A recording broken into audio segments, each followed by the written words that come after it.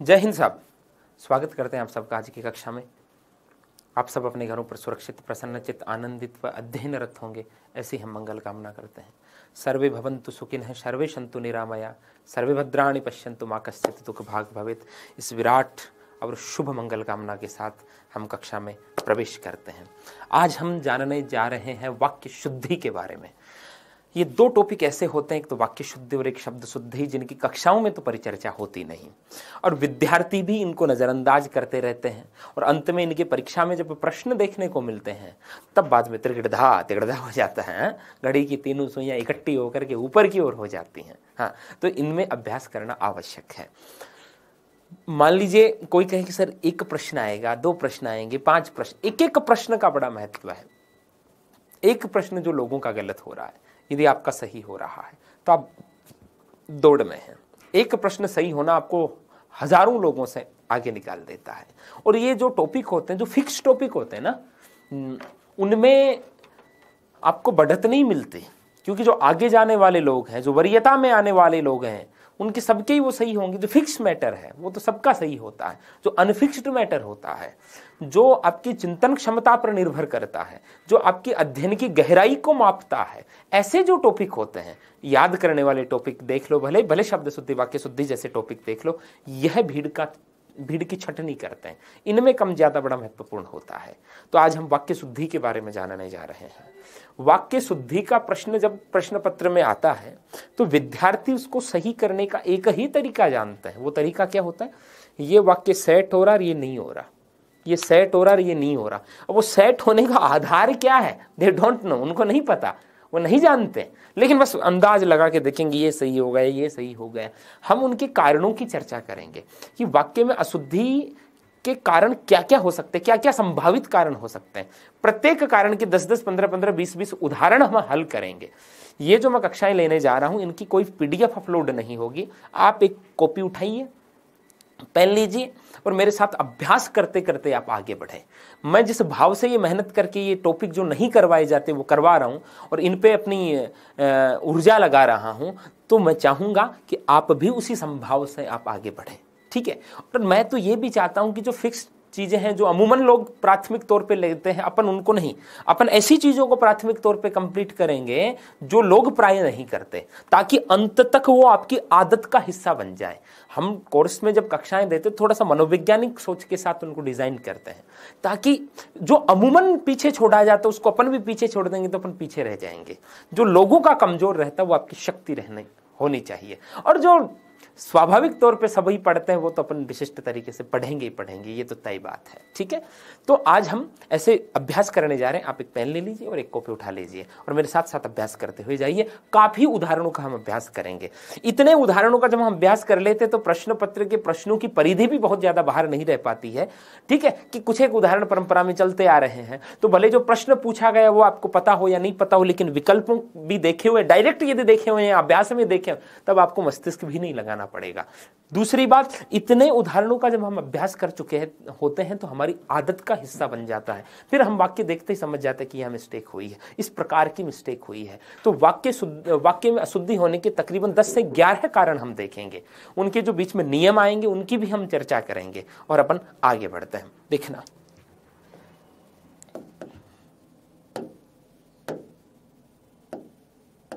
देखिएगा,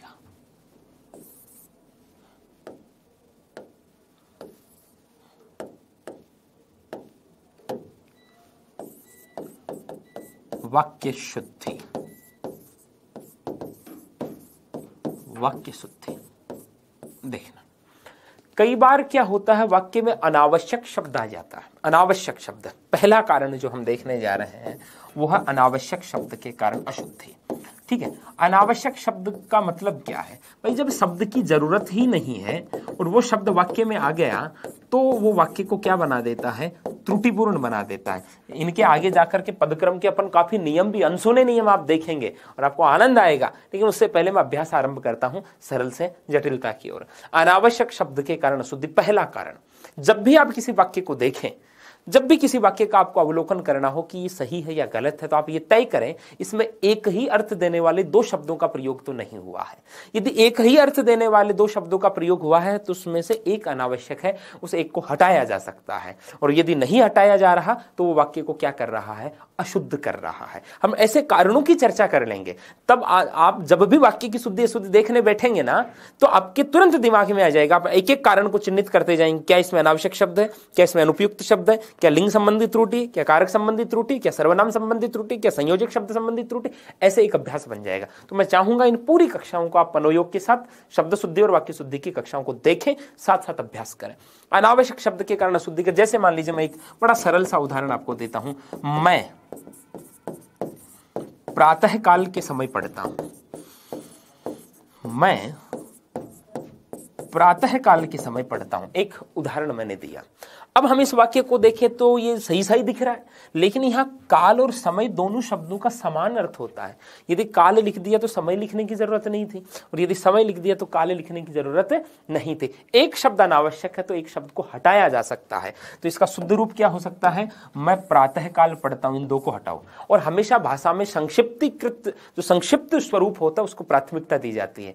या तो आप इसे ऐसे लिख सकते हैं, मैं प्रातः के समय पढ़ता हूं, या लिख सकते हो मैं प्रातः काल पढ़ता हूं। तो मैं प्रातः काल पढ़ता हूं ये ज्यादा समुचित प्रतीत होता है, अधिक उचित प्रतीत होता है, समझे। तो इस अब आप सोचोगे सर ये वाक्य, हाँ ये वाक्य भी बहुत बार परीक्षाओं में आ चुका। परीक्षाओं में बड़े सामान्य चीजें होती हैं और हम उन्हें ही छोड़ देते हैं, वो ही हमारी गलत हो जाती है। कारण हम सामान्य चीजों की ओर ध्यान नहीं देते। हम असामान्य सीखने के चक्कर में सामान्य से वंचित हो जाते हैं और बाहर हो जाते हैं। असामान्य प्रश्नों का प्रतिशत होता है 5 से 10%, तार्किक बात, और सामान्य प्रश्नों का प्रतिशत होता है 80 से 90%। यदि हम सामान्य भी सही कर ले तो हम विजेता बन जाएं। ठीक है, अब मैंने स्लाइड के अंदर इनके बहुत से वाक्य टाइप करवा लिए और मैं आपको ये मैटर दे रहा हूं। वाक्य शुद्धि के अंदर सबसे पहला जो कारण, अनावश्यक शब्द के कारण अशुद्धि, इसके कुछ उदाहरण आपके समक्ष है। आप मेरे साथ साथ लिखिए, इनको कॉपी में लिखते जाइए और आप इनका अभ्यास करते जाइए। मैं प्रातः काल के समय पढ़ता हूं, जज ने उसे मृत्यु दंड की सजा दी, इसके बाद फिर क्या हुआ। फटाफट कॉपी में लिखिए इनको, इनके शुद्ध स्वरूप को लिखिए, तुरंत आगे बढ़ते जाइए। 3-3 के जोड़ों को अपना सोल्व करते हुए आगे बढ़े। मैं प्रातः काल के समय पढ़ता हूं, जज ने उसे मृत्यु दंड की सजा दी, इसके बाद फिर क्या हुआ।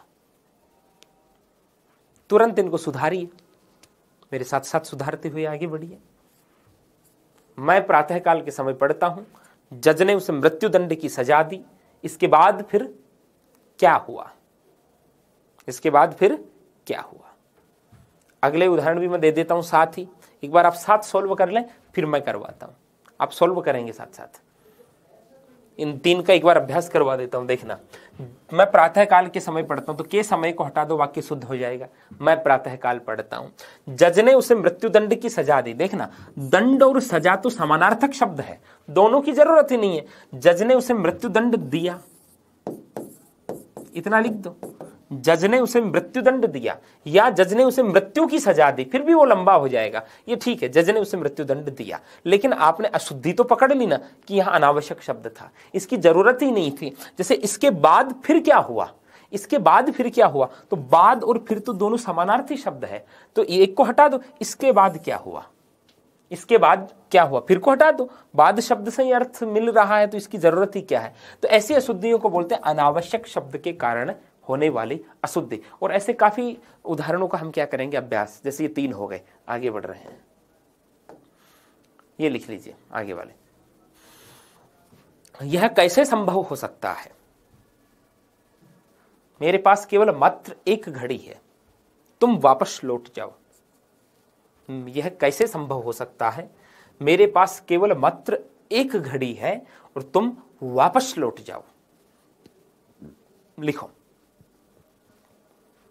अशुद्धि को निराकृत करके शुद्ध स्वरूप लिख लो, या पूरा लिख करके राउंड करके, कैसे भी करें आप, इनके शुद्ध स्वरूप को आप तय करें। एकदम ऑफलाइन कक्षा की तरह ले रहा हूं, वक्त लग जाए भले, कोई नहीं, अभ्यास करते हुए आगे बढ़ेंगे।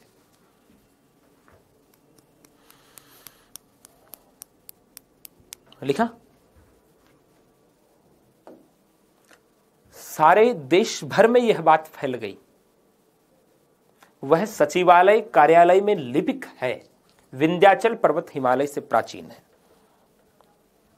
क्योंकि यदि मैं चाहता और मुझे मेरा समय बचाना होता तो मैं यहीं साथ में सोल्व करवाता हुआ आगे बढ़ जाता, लेकिन मैं चाहता हूं आप लिखो, आप सही करो। ऐसे नहीं कि स्क्रीन पे दिमाग में ही सही कर दो, अति विशिष्ट बालक बन करके ना, अपने को तो लिखना है ताकि आपके पास डेटा भी हो जाए। इतने उदाहरणों का सारे देश भर में यह बात फैल गई। वह सचिवालय कार्यालय में लिपिक है और विंध्याचल पर्वत हिमालय से प्राचीन है। एकदम गति के साथ लिखिए, लिख लिए, आगे बढ़ जाइए। नौजवान युवक युवतियों को आगे आना चाहिए, किसी और दूसरे से परामर्श लीजिए, सप्रमाण सहित उत्तर दीजिए, सप्रमाण सहित उत्तर दीजिए।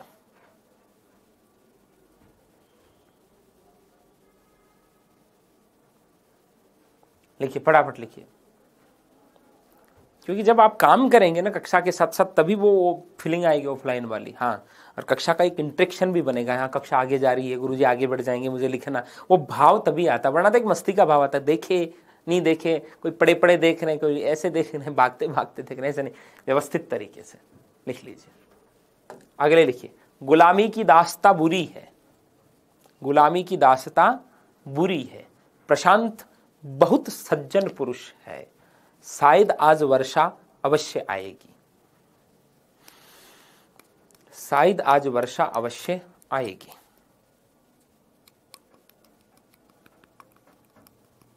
देखिए, फटाफट लिखिए, गुलामी की दास्ता बुरी है, प्रशांत बहुत सज्जन पुरुष है, शायद आज वर्षा अवश्य आएगी। लिखिए, ठीक है। मान लीजिए कोई मैं जो तय समय दे रहा हूं उसमें नहीं लिख पाए तो पॉज करके लिख लें, और बाद में सभी को लिखने के बाद आराम से पॉज करके, यदि आप उतनी तीव्र गति से सोल्व नहीं कर पाए तो आराम से चिंतन करने के बाद सॉल्यूशन देख लें, कोई बड़ी बात नहीं। अगले लिखिए, शायद वह जरूर उत्तीर्ण हो जाएगा, शायद वह जरूर उत्तीर्ण हो जाएगा। कृपया शीघ्र उत्तर देने की कृपा करें, कृपया शीघ्र उत्तर देने की कृपा करें। वह गुनगुने गर्म पानी से नहाता है, वह गुनगुने गर्म पानी से नहाता है। देखिए, फटाफट लिखिए, वह गुनगुने गर्म पानी से नहाता है, वह गुनगुने गर्म पानी से नहाता है। हो गया, बढ़िए आगे। गरम आग लाओ, गरम आग लाओ और तुम सबसे सुंदरतम हो, तुम सबसे सुंदरतम हो। लिखिए,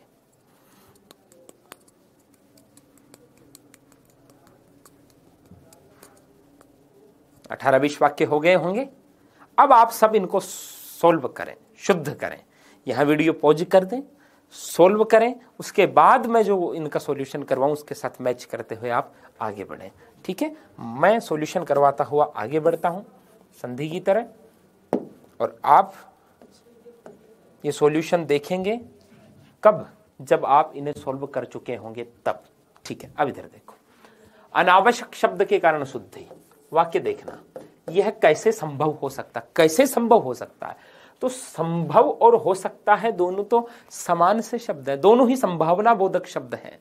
ठीक है, तो हम इसको ऐसे लिख दें, यह कैसे संभव है, यह कैसे संभव है, यह पर्याप्त है। हो सकता है को हटा दो इन दोनों शब्दों को, यह कैसे संभव है, पर्याप्त है इतना। या यह कैसे हो सकता है, या तो संभव को हटाओ या हो सकता को हटाओ। यह कैसे संभव है या यह कैसे हो सकता है, लेकिन यह कैसे संभव है शॉर्ट फॉर्म है तो अपन ये लिख लेते हैं। मेरे पास केवल मात्र एक घड़ी है, तो केवल और मात्र तो दोनों समानार्थी शब्द हैं।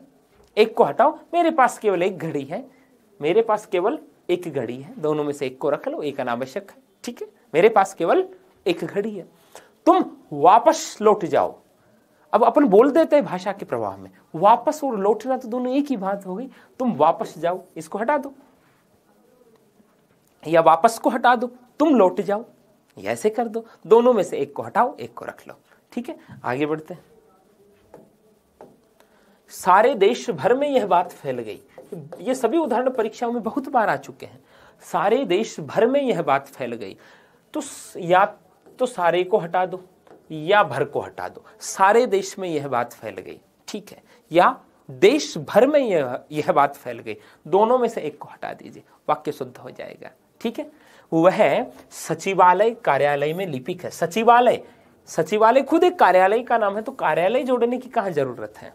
वह सचिवालय में लिपिक है। शुद्ध वाक्य क्या होगा? वह सचिवालय में लिपिक है। ठीक, आगे बढ़ते हैं। विंध्याचल पर्वत हिमालय से प्राचीन है। देखना, ये परीक्षा में आए हुए उदाहरण। विंध्याचल पर्वत हिमालय से प्राचीन है। अब विंध्याचल में अचल शब्द जुड़ा हुआ, तो अचल मानी तो पर्वत ही होता है। विंध्याचल शब्द का अर्थ क्या होगा? विंध्य पर्वत। तो ये वाक्य देखा जाए तो क्या है? विंध्य पर्वत, पर्वत हिमालय से प्राचीन, मतलब पर्वत शब्द की पुनरावृत्ति हुई, हटाओ। विंध्याचल हिमालय से प्राचीन है। विंध्याचल हिमालय से प्राचीन है, ये शुद्ध हो गया। ठीक है, अगला देखना। नौजवान युवक युवतियों को आगे आना चाहिए। देखो, अभी तो आपको ये मालूम है कि ये अशुद्ध हैं, तो आप इनमें से अशुद्धि ढूंढ रहे हो, लेकिन जब 4 विकल्प होते हैं मान लीजिए, तो मालूम ही नहीं रहता कौन शुद्ध और कौन अशुद्ध है। ठीक है, या पहले से तय ना हो कि अशुद्ध है या शुद्ध है, ऐसी स्थिति में हमें पता नहीं रहता, तब ज्यादा दिक्कत होती है। नौजवान युवक युवतियों को आगे आना चाहिए। गुरुदेव ये तो सही सही लग रहा है। नहीं जी, नौजवान है तो युवक युवती होंगे, बूढ़े बुढ़िया तो होने से रहे। इन दोनों शब्दों को हटाओ और लिखो नौजवानों को आगे आना चाहिए। बस, नौजवानों को आगे आने चाहिए। नौजवान है तो युवक युवती तो होंगे, नौजवानों को आगे आना चाहिए। किसी और दूसरे से परामर्श लीजिए।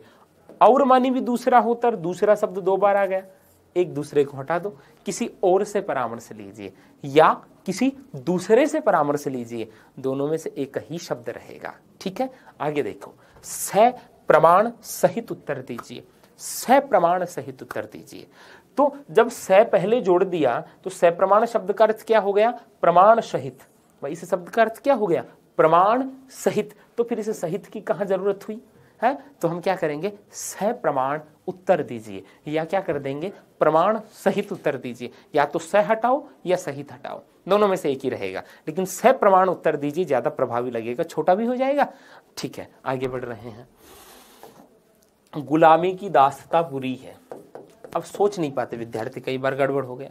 हाँ जी, गुलामी की दास्ता बुरी है। बताओ, गुलामी और दास्ता तो दोनों समानार्थी शब्द है। गुलामी की गुलामी बुरी है, ये इस वाक्य का अर्थ ये हुआ। या दासता की दासता बुरी है, तो दोनों में से एक को हटाओ, इतना ही लिख दो गुलामी बुरी है, या लिख दो दासता बुरी है। गुलामी और दासता तो समानार्थी शब्द है। अगला देखो, प्रशांत बहुत सज्जन पुरुष है। पहले ये तय कीजिए ये वाक्य शुद्ध है या अशुद्ध है। मैं प्रश्न कर रहा हूं, आप बोलो वहां, ये वाक्य शुद्ध है या अशुद्ध है। तो अधिकांश को तो ये वाक्य अशुद्ध लगा होगा, अधिकांश को शुद्ध लगा होगा, लेकिन ज्यादा संख्या उनकी होगी जिनको ये वाक्य शुद्ध लगा होगा कि इसमें क्या अशुद्धि, और बात भी सही, इसमें क्या अशुद्धि है। लेकिन जब हमें इसे में भी अशुद्धि छांटनी पड़े तो पुरुष शब्द को हटाओ। प्रशांत है तो फिर पुरुष लिखने की कहां जरूरत है? पुरुषवाची। प्रशांत बहुत सज्जन है, इतना पर्याप्त है। प्रशांत बहुत सज्जन है। ठीक है, आगे बढ़ते हैं। शायद आज वर्षा अवश्य आएगी। शायद आज वर्षा अवश्य आएगी। शायद संभावना का बोध कराता है, अवश्य निश्चितता का बात करता है। शायद अनिश्चितता की बात करता है, अवश्य निश्चितता की बात करता है। दोनों शब्द कैसे आ सकते हैं? दोनों में से एक ही आएगा। तो क्या करो? शायद आज वर्षा आएगी। शायद आज वर्षा आएगी, अवश्य शब्द को हटाइए। ठीक है, हाँ, और आप बहुत ज्यादा कंफर्म हो तो ऐसे कहो आज वर्षा अवश्य आएगी। शायद और अवश्य तो दोनों विरोधाभासी शब्द हो गए, तो एक को हटाना पड़ेगा, एक अनावश्यक है। शायद जो, भाई आप कंफर्म नहीं है बारिश को लेकर के तो अवश्य नहीं कह सकते, कंफर्म है तो फिर शायद कहने की क्या जरूरत है। बाकी ये प्राकृतिक चीज है तो अपन इसमें शायद ही कहते तो ज्यादा ठीक रहेगा। शायद आज वर्षा आएगी। ठीक है, आगे देखना। शायद वह जरूर उत्तीर्ण हो जाएगा। ये आया हुआ एग्जाम में, ये सभी आए हुए हैं। मान लीजिए इनमें से 60 से 70% उदाहरण एग्जाम्स में बहुत बार आए हुए हैं, इसलिए मैं कह रहा हूं इनको ध्यान से पढ़ना है। शायद वह जरूर उत्तीर्ण हो जाएगा। बताओ क्या करें? इसमें से शायद रखूं या जरूर रखूं? वह जरूर उत्तीर्ण हो जाएगा। ठीक ठीक है, आपको मान लीजिए कॉन्फिडेंस है और मैं मानूंगा इस मामले में कॉन्फिडेंस ही होना चाहिए, वह जरूर उत्तीर्ण हो जाएगा, अपने मित्र पे ऐसा भरोसा, मित्र भी इस लायक होना चाहिए, वह जरूर उत्तीर्ण हो जाएगा। या फिर जरूर हटाओ और शायद रखो, ठीक है। कृपया शीघ्र उत्तर देने की कृपा करें, ये प्रश्न परीक्षाओं में आया, कृपया शीघ्र उत्तर देने की कृपा करें। तो कृपया शब्द जब आपने आरंभ में जोड़ दिया तो फिर कृपा करें की क्या जरूरत है? तो क्या हो, कृपया शीघ्र उत्तर दें, इतने शब्दों को हटाओ, केवल इतना ही लिख दो, कृपया शीघ्र उत्तर दें। भाई कृपया तो आ गया है ना, या फिर कृपया को हटाओ, शीघ्र उत्तर देने की कृपा करें। छोटा फॉर्म किस में है, वाक्य छोटा किस में प्राप्त हो रहा है? पहली वाली कंडीशन में, कृपया शीघ्र उत्तर दें, कृपया शीघ्र उत्तर दें, इसमें पूरा वाक्य हो गया। या फिर क्या कहो, शीघ्र उत्तर देने की कृपा करें। दोनों वाक्य सही हैं, लेकिन वो थोड़ा बड़ा हो जाएगा, छोटे को प्राथमिकता देंगे। कृपया शीघ्र उत्तर दें या देवे, ठीक है। वह गुनगुने गर्म पानी से नहाता है, तो महाराज गुनगुना है तो फिर गर्म लिखने की कहां जरूरत है?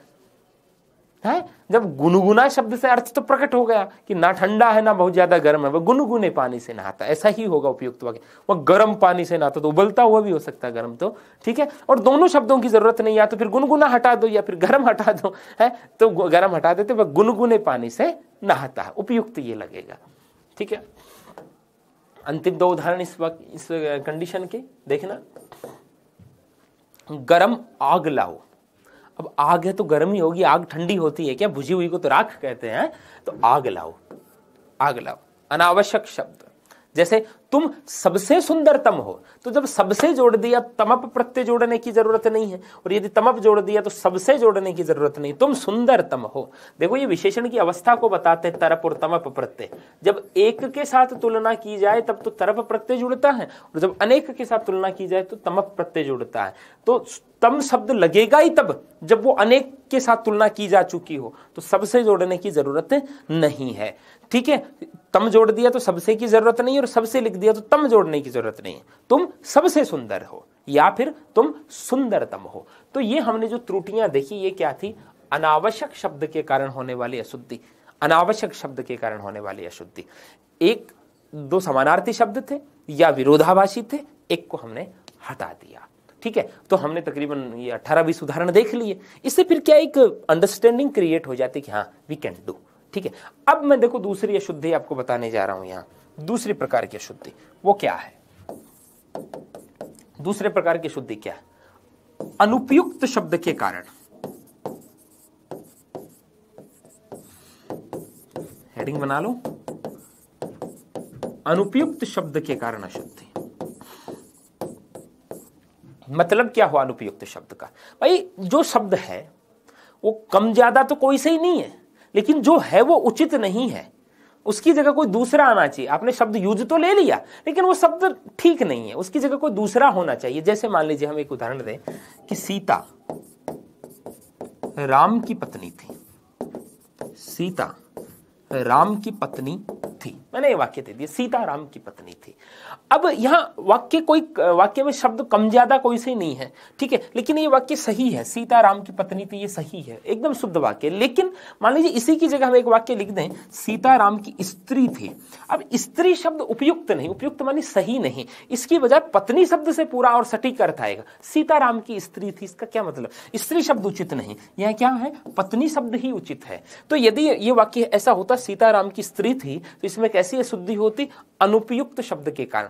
उपयुक्त मानी उचित, उचित सही, ठीक है। तो स्त्री शब्द यहां इतना सही नहीं प्रतीत हो रहा, सही अर्थ नहीं दे रहा। पत्नी शब्द सार्थक और सटीक है, कोई चिंता की बात ही नहीं। तो यहां स्त्री शब्द को हम हटा करके पत्नी शब्द लिख रहे हैं, तब तो ये सही है, लेकिन पत्नी की जगह स्त्री लिखा हुआ आता तो ठीक नहीं होते। जैसे मान लीजिए मैंने उदाहरण दे दिया, रात भर गधे भौंकते रहे। अब मान लीजिए ये अनभिज्ञता की सी बात होती है, रात भर गधे भौंकते रहे, बताओ। अब गधे भौंकते थोड़ी ना, गधे थोड़ी भौंकते हैं, भौंकते तो कुत्ते हैं। गधे क्या करते? गधे तो रेंकते हैं। क्या करते हैं? रेंकते हैं। तो यदि भाषा का ज्ञान नहीं है तो आप ये वाक्य नहीं बना पाओगे, है? अब मैं ऐसा भी कह सकता हूं, यदि आपको हिंदी नहीं बोलना आती तो ये नहीं कर पाओगे। मान लीजिए गधे बोल ही रहे हैं, ठीक है, अब बोलते थोड़ी, वो तो रेंकते हैं ठीक है। अब आपको उसको कोई कहे कि हिंदी में बोल के बताओ ये क्या कर रहे हैं, यदि आपको वो शब्द नहीं पता, उचित शब्द नहीं पता, तो आप यही कहेंगे गधे बोल रहे हैं, गधे भौंक रहे हैं, ठीक है, गधे चिल्ला रहे हैं। ये तो अनुपयुक्त बात हो गई। आप बताना तो चाह रहे हैं लेकिन आप सही नहीं बता पा रहे हो, एग्जैक्ट वहां शब्द क्या आना चाहिए, रेंकते, ठीक है, रात भर गधे रेंकते रहे, ठीक है, या फिर कुत्ते भौंकते रहे। भौंकना तो कुत्तों की क्रिया है, समझ में आ गई बात, ठीक है। तो यह है अनुपयुक्त शब्द के कारण अशुद्धि। यहां मैं कुछ शब्द आपको देने जा रहा हूं, वाक्य देने जा रहा हूं, आप लिखिए, पहले सबको लिखिए, फिर आराम से लिख करके इनको सोल्व कीजिए। सीताराम की स्त्री थी, रात भर गधे भौंकते रहे।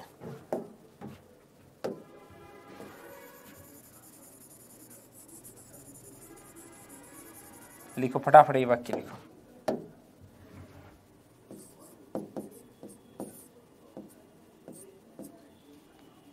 फटाफट लिख लो तीनों वाक्य। सीताराम की स्त्री थी, रात भर गधे भौंकते रहे, कोहिनूर एक अमूल्य हीरा है। लिखिए, ये तीनों लिख लीजिए फटाफट, फिर आगे बढ़ेंगे अपन। बंदूक एक शस्त्र है, आकाश में तारे चमक रहे हैं।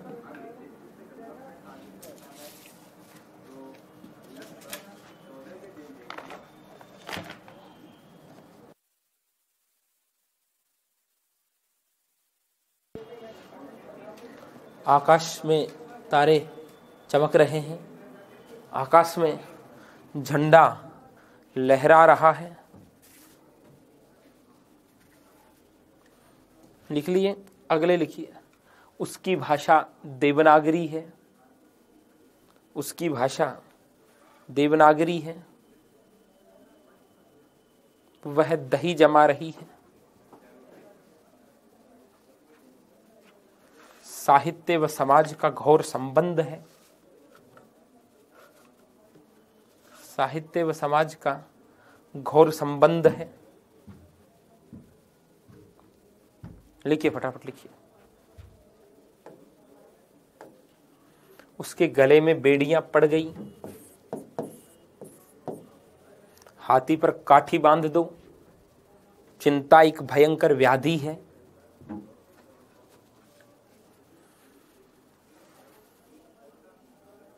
चिंता एक भयंकर व्याधि है।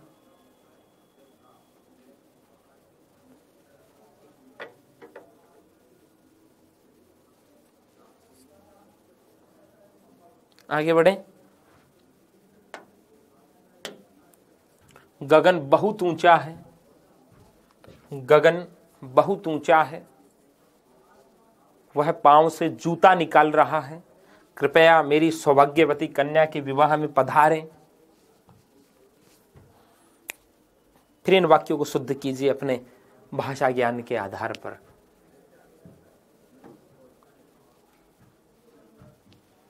गगन बहुत ऊंचा है, वह पांव से जूता निकाल रहा है।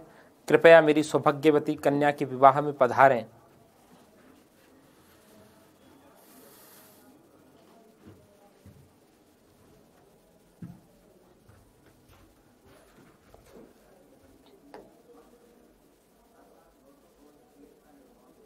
देखिए अगले, उसे अपनी योग्यता पर अहंकार है।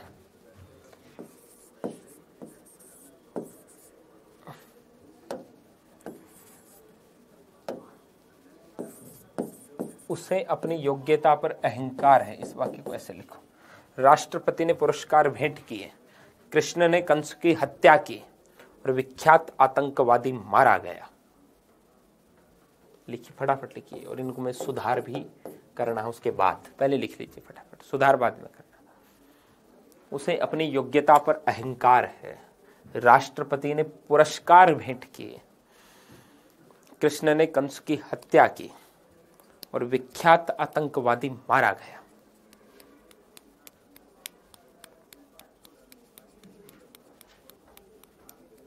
विख्यात आतंकवादी मारा गया। लिख लिए आगे? हाँ, इतने ही है जी। अब हम इनको सुधारते हैं, ठीक है। कुछ उदाहरण आ गए। अब मैं सुधार रहा हूं, आप वीडियो पॉज कर दो, पहले आप इन सबको सुधार लो, उसके बाद ही आगे का वीडियो देखिएगा, ताकि आपकी ये 30-40 मिनट की कक्षा आपके लिए 1-1.5 घंटे के लिए हो जाए, ठीक है। इधर देखिएगा। सीताराम की स्त्री थी। ये लेकिन इधर देखने से पहले आप हल कर चुके होंगे, उसके बाद ही देखना, बार बार कह रहा हूं है। स्त्री शब्द यहाँ उपयुक्त नहीं, क्या होना चाहिए? पत्नी। आप बोला करो वहां जहां बैठे हो, ताकि कक्षा में एक इंटरेक्शन हो।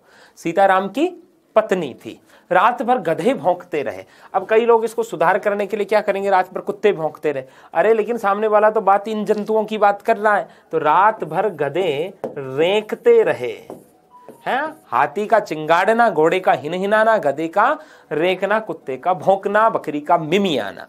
ठीक है। कोहिनूर एक अमूल्य हीरा है। अमूल्य तो वह होता है जिसका कोई मूल्य ही नहीं। कोहिनूर एक बहुमूल्य हीरा है कि बहुत मूल्य हो सकता है उसका। वस्तु कभी अमूल्य नहीं होती, वस्तु बहुमूल्य होती है। ठीक है। कोहिनूर एक बहुमूल्य हीरा है। आगे बढ़ूं, आप चेक करते जाना। बंदूक एक शस्त्र है। बंदूक शस्त्र नहीं है, अस्त्र है। आकाश, भाई वार तो गोली करती है ना। आकाश में तारे चमक रहे हैं। अब ये वाक्य तो सही प्रतीत हो रहा है सबको, गुरुजी ये तो सही है, मान लेता हूं सही है, लेकिन ये सही नहीं है। लगा होगा कईयों को ये दोनों ही सही से लगे होंगे। आकाश में तारे चमक रहे हैं, आकाश में झंडा लहरा रहा है। तारे चमकते नहीं हैं, तारे टिमटिमाते हैं। आकाश में तारे टिमटिमा रहे हैं और झंडा लहराता नहीं, झंडा पहरा रहा। झंडे को पहराया जाता है कि राष्ट्र ध्वज को पहराने के लिए, माननीय राष्ट्रपति महोदय, पहराने के लिए है, पहराना। आकाश में झंडा पहरा रहा। हालांकि कर्ता पहले आना चाहिए, आकाश शब्द भी बाद में आना चाहिए, लेकिन मोटी अशुद्धि ये है। हाँ, वाक्य अशुद्धि देखते समय हमें एक वाक्यों का वो भी देखना होता है, यदि ये वैकल्पिक परीक्षा है तो, कि भाई ये तो कंप्लीटली रॉन्ग है, उसी को चुनना चाहिए, ये भी ध्यान रखना चाहिए। वरना ये वाक्य ऐसे होना चाहिए, तारे आकाश में चमक रहे और झंडा आकाश में लहरा रहा है। कर्ता पहले और अधिकरण कारक बाद में। उसकी भाषा देवनागरी है, बताइए, उसकी भाषा देवनागरी है। ये लिखवा दी थी क्या स्लाइड? नहीं लिखी तो भी देखना। अब देवनागरी भाषा थोड़ी है, देवनागरी तो लिपि है। उसकी लिपि देवनागरी है, उसकी लिपि देवनागरी है। वह दही जमा रही है, दही को थोड़ी जमाया जाता है। अब कितना गलत बोलते हैं अपन, अरे आटा पिसवा लाओ। आटा है तो पिसवा क्या लाओ? गेहूं पिसवाने हैं साहब, धान पिसवाना है, अन्न पिसवाना। आटा तो पिसा हुआ ही होता है, उसको क्या पिसवाए बताइए। वह दही जमा रही, दही तो जम चुका, दही को क्या जमाए? दूध को जमाना होता है, तो वह दूध जमा रही। दही को तो बिलोया भले जा सकता है, और वह दूध जमा रही है। साहित्य व समाज का घोर संबंध है, तो घोर शब्द यहाँ अनुचित है, घनिष्ठ संबंध है। साहित्य और समाज का घनिष्ठ संबंध है, घोर का विलोम घनिष्ठ होगा। ठीक है, ये है। आगे बढ़ना। उसके गले में बेड़ियां पड़ गई, उसके गले में बेड़ियां पड़ गई। गले में बेड़ियां नहीं पड़ती, बेड़ियां तो पैरों में बांधी डाली जाती, उसके पैरों में बेड़ियां पड़ गई है। गले में क्या पड़ता? फंदा। गले में क्या पड़ता है? फंदा। तो या तो गले में फंदा पड़ गया या पैरों में बेड़ियां पड़ गई। ठीक है, आगे देखना। हाथी पर काठी बांध दो। अब हाथी पर जो बांधी जाती है वो काठी नहीं होती, हाथी पर तो होदा बांधा जाता है। क्या? होदा है। हाथी पर होदा बांध दो। अरे जिस पर राजा वगैरह बैठते थे ना, आजकल भी कई लोग शादियों में अपने ऐश्वर्य का प्रदर्शन करने के लिए हाथी लाते हैं, और उस पर वो जो मचान बांधी जाती है उसको होदा बोलते हैं। उसके लिए पर्टिकुलर वर्ड होदा होता है। ये आपकी काठी घोड़े पर बांधी जाती है, ऊंट पर जो बांधते हैं उसको भी लोग काठी बोलते थे, लेकिन अपने यहाँ सामान्य भाषा में उसको जीर्ण कहते हैं, जीर्ण। ठीक है। हाँ, चिंता एक भयंकर व्याधि है। अब चिंता शारीरिक कष्ट थोड़ी है, चिंता तो मानसिक कष्ट है। तो हम क्या कहेंगे? चिंता एक भयंकर आधि है। चिंता एक भयंकर आधि है। समझ में आ गई बात आपको? ऐसे हमें सुधारते हुए आगे बढ़ना होगा। गगन बहुत ऊंचा है। अब गगन कोई व्यक्ति नहीं, गगन तो मुख्यतः तो आसमान के लिए काम में लेते हैं। ठीक है। अब ऊंचा कोई उसकी फिक्स हाइट थोड़ी है कि 1000 फीट है, 5000 है, 20000 है, 35000 है। वो तो फैला हुआ चारों ओर, अनंत। तो गगन बहुत विशाल है, हम ये कह सकते हैं विशाल है, बहुत फैला हुआ, फैलाव बहुत अधिक। ऊंचा कहते ही तो फिक्स माप हो गया कि हाँ जी इतना ही होगा, माइनर सी त्रुटि है। वह पांव से जूता निकाल रहा। पांव में जूते की फैक्ट्री लगी है क्या, जो पांव में से जूता निकाल रहा? कि पांव में जूता रखा हुआ था, उसने पकड़ के बाहर निकाल दिया? ऐसे थोड़ी ना। कितना गलत बोल रहे हैं बताओ। पाँव में से जूता निकालो। अरे जूता पाँव में से कैसे निकलेगा? पाँव में हड्डियां हैं, मज्जा है, रक्त है, जूता कहाँ से आएगा बताइए? मान लीजिए अलमारी में कपड़े रखे हुए तो अपन कहते हैं अलमारी से कपड़े निकाल, अलमारी में पड़े बाहर आपने निकाले। तो जूते पाँव में थोड़ी है, पाँव में जूते हमने पहन रखे हैं तो वो उतारने हैं ना कि निकालने हैं। पाँव से जूता निकाल रहा है, बताइए जा, पाँव से जूता उतार रहा है, पाँव से पहना हुआ तो उससे उतार रहा है। ये बड़ा माइनर से मिस्टेक है। कृपया मेरी सौभाग्यवती कन्या के विवाह में पधारें। कितने निमंत्रण पत्र आते होंगे आपके पास जीवने के लिए? हाँ, निमंत्रण और आमंत्रण का अंतर देखना। आमंत्रण में आमंत्रण का अर्थ केवल बुलाना होता है, ठीक है। जैसे मैं मंच पर इनको आज 2 मिनट के भाषण के लिए आमंत्रित करता हूं, वहां निमंत्रित शब्द नहीं आएगा। आमंत्रण का अर्थ केवल बुलाना होता है। बुलाने के साथ साथ यदि जिमाना भी हो तब कौन सा शब्द होता है? निमंत्रण शब्द होता है। तो आपके पास कई निमंत्रण आते होंगे, तो आपने देखा होगा वहां कन्या के नाम के आगे कुछ जोड़ा हुआ होता, सो का ऐसा जोड़ा हुआ था, क्योंकि सौभाग्यवती तो विवाह के बाद कहा जाता है किसी स्त्री को, ठीक है। कृपया मेरी सौभाग्य कांक्षिणी कन्या के विवाह में पधारे। सौभाग्य कांक्षिणी, सौभाग्य की आकांक्षा करने वाली, ठीक है। कृपया मेरी सौभाग्य कांक्षिणी कन्या के विवाह है। अरे नाम के आगे लिखा हुआ होता है ना ऐसे, सौभाग्य कांक्षिणी, सौभाग्य की आकांक्षा करने वाली, ठीक है, समझे? तो ये ध्यान रखना, ऐसे जीवने चले जाते हो। कृपया मेरी सौभाग्य कांक्षिणी कन्या के विवाह में पधारे, ये शब्द अनुपयुक्त था। उसे अपनी योग्यता पर अहंकार है, उसे अपनी योग्यता पर अहंकार है। अहंकार नेगेटिव शब्द है और योग्यता एक पॉजिटिव गुण है, तो उसे अपनी योग्यता पर गर्व है। क्या है? गर्व है। राष्ट्रपति ने पुरस्कार भेंट किए। राष्ट्रपति भेंट नहीं किया जाता, भेंट तो किसी बड़े प्रसन्न करने के लिए दी जाती है, ठीक है। तो राष्ट्रपति ने पुरस्कार प्रदान किए। राष्ट्रपति तो प्रथम व्यक्ति है राष्ट्र के। कृष्ण ने कंस की हत्या की। हत्या नहीं, हत्या तो कोई एक नेगेटिव सा वर्ड है कि चोरी छिपे किसी को मार मुर दिया, ठीक है। कृष्ण ने कंस का वध किया। कृष्ण ने कंस का वध किया है, मारा है उन्होंने, बराबर की युद्ध में मारा है। कृष्ण ने कंस का वध किया। विख्यात आतंकवादी मारा गया है। आतंकवादी विख्यात नहीं होता, आतंकवादी कुख्यात होता। वी उपसर्ग नहीं और कु उपसर्ग लगाओ। कुख्यात आतंकवादी मारा गया, एक नेगेटिव किरदार है, ठीक। कुख्यात आतंकवादी मारा गया, समझे? इस प्रकार हमें ये अभ्यास करते हुए आगे बढ़ना होगा, ठीक है। आगे भी हम कई प्रकार के ये वाक्य देखेंगे। मैंने आज केवल आपकी आदत बन जाए इसलिए वाक्य शुद्धि की प्रथम कक्षा में ये 35-40 वाक्यों का अभ्यास करवाया। इस और अपन ये 3-4 कक्षाएं जितनी भी इसकी बनती है उसके अंदर अपन तकरीबन 150-200 उदाहरणों का अभ्यास कर लेंगे। उसके अंदर अपन 10 से 11 कारण ढूंढ लेंगे। अब आप जैसे अब आप कोई भी वाक्य देखेंगे तो आप पहले देखेंगे यार अनावश्यक शब्द तो नहीं है, फिर आप देखेंगे शब्द क्या उपयुक्त है या नहीं है। 2 कारण आप पहले चिन्हित करोगे वाक्य को देखते ही, ठीक है। वरना बिना कारण हम वाक्यों के अंदर अशुद्धि ढूंढते थे, कारण का पता ही नहीं, केवल एक अशुद्धि जानते थे, मात्रा की त्रुटि तो नहीं है, मात्रा की त्रुटि तो नहीं है, ठीक है। तो अपन अगली कक्षा में मुलाकात करेंगे, आप अभ्यास करेंगे साथ साथ इन कक्षाओं में, ओके। आप हंसते रहें, मुस्कुराते रहें, खिलखिलाते रहें, आनंदित रहें, प्रसन्नचित रहें, ओके। जय हिंद।